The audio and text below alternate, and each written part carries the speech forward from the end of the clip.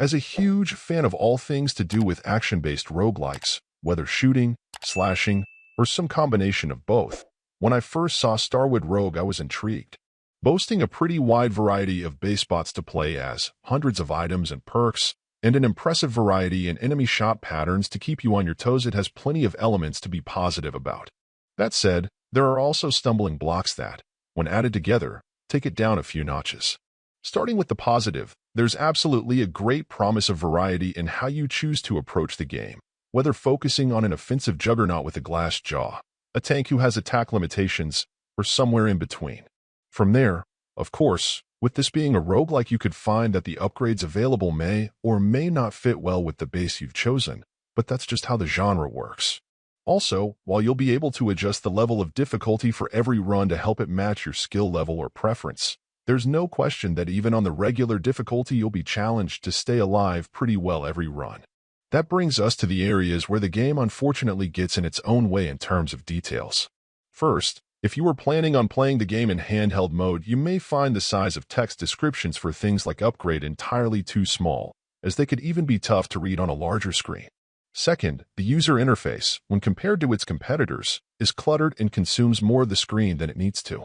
Third, directly related to the previous point, there is such a thing as giving people too many options, sometimes ones that aren't even needed. Last, and possibly the small detail that consistently irritated me the most, is that there are too many types of floor or destructible barriers that can be placed on the screen in your way.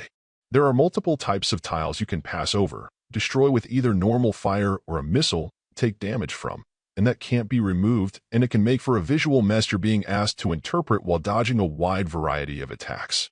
Less variety, some sort of consistent color coding, or any number of other methods to make different types more easily discernible could go a long way to reducing taking cheap damage or dying because you stepped on the wrong spot. Putting this all together, you have an intense and quite engaging mix of roguelike and at times bullet hell elements.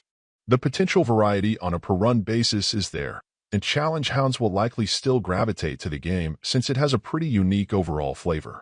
All that said, this is a very mature category on the Switch, filled with numerous titles that are more well-conceived and polished in their execution, making Starward Rogue pretty far down on the roster list for people looking for their next great roguelike action game. Overall, my final score for the game ended up being a 7.3. Thank you for taking the time to listen to this review, and if you'd like more information or ideas of indie games worth checking out on Switch, be sure to click on the link provided in the description. Until next time.